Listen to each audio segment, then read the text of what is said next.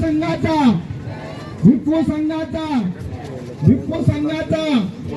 सुपटिपन्न भगवतो सावक संगो उजुपटिपन्न भगवतो सावक संगो संघं नमामि।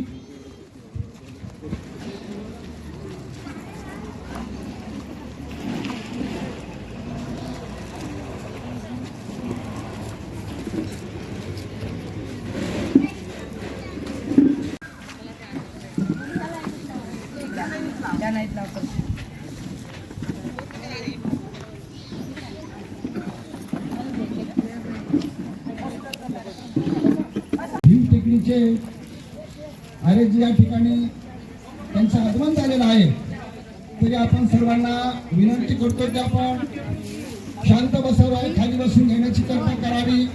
मी त्यांच्याकडे आता फक्त त्यांना वेचांडी आणि पुढील कार्यक्रम श्रीराम पंचशील होते।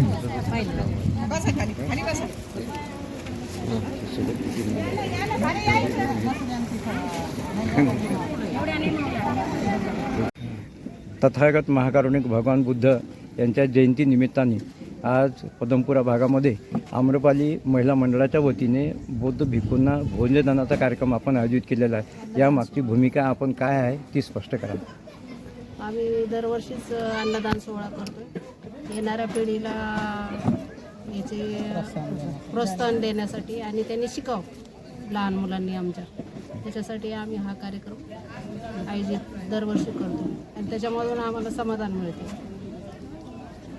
बुद्ध जयंतीच्या अनुषंगाने आपण हा कार्यक्रम आयोजित केलेला आहे।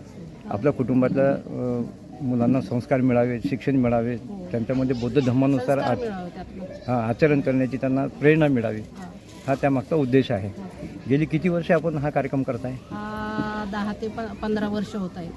आम्ही छोट्या छोट्या कार्यक्रमातून हा मोठा उपक्रम तयार केला आहे। आपण जयंतीनिमित्तच नाही तर धम्माचे कार्यक्रम जेही औरंगाबाद शहरामध्ये होतात त्या सगळ्या कार्यक्रमामध्ये आपल्या महिला मंडळाचं मोठं योगदान असतं। कुठल्या कुठल्या कार्यक्रमामध्ये असतात? आम्ही रमाबाई जयंती, बुद्ध जयंती, बुद्ध पौर्णिमा, वर्षावास, एक हप्ताभर 14 एप्रिलचा कार्यक्रम आम्ही उत्साहात साजरा करतो आणि त्या माध्यमातून आम्ही बुद्ध आणि बुद्धाचा धम्म हा कसा लहान सर्व मोठ्यांपर्यंत त्याचा प्रसार करण्याचा कार्य करतो। आपल्या विहारामध्ये हे कार्यक्रम तर आपण केलेच पाहिजेत, पण विहारामध्ये 8 दिवसांनी एकदा बसून बुद्धाने धम्म ग्रंथ आहे किंवा त्रिपिटक आहे किंवा मिलिंद प्रश्न आहेत, अशा ग्रंथाचं पठण आपण करताय का? महिला मंडळाची संख्या असते चांगली? प्रत्येक कार्यक्रम हा आमच्या आमच्या प्रत्येक कार्यक्रमात महिलांचाच पुढाकार असतो, कारण महिला हीच सगळ्यांना पुढे नेण्याचं कार्य तिच्याच हातात असतं। बाबासाहेबांनी म्हटलं होतं की एक महिला जर प्रगती झाली, या मतानुसार तुम्ही काम करताय। अजून काय काय उपक्रम आपण राबवत आहोत?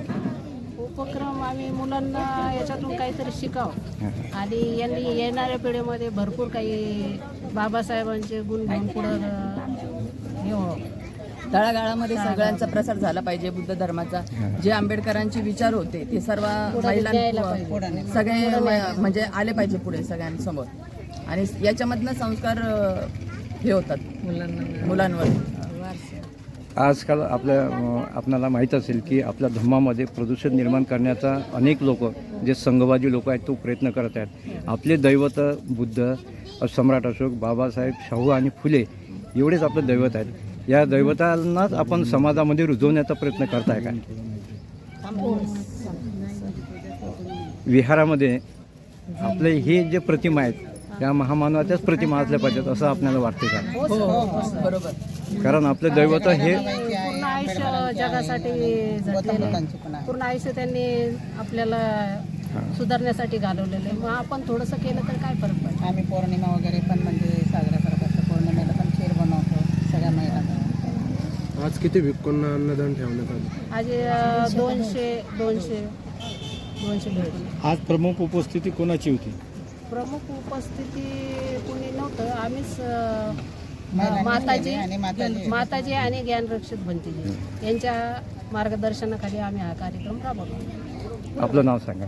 मी निर्मला अशोक वाळुंकर, आपलं नाव नवी वस्ती पदमपुरा. शिला अनिल शिरसाट. हां, अजून सांगा ना. पूजा सुशील भालेराव, नवीन वस्ती ललिता शिरसाट. ललिता शिरसाट. बोला. रमाबाई गायकवाड पण आहे.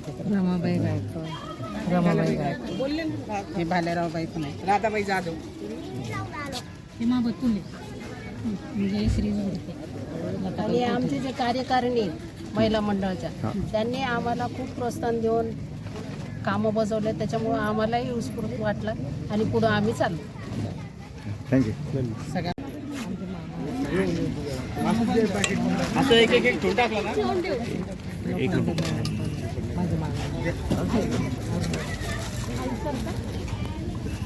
आई मला जाऊ दे तिकडं.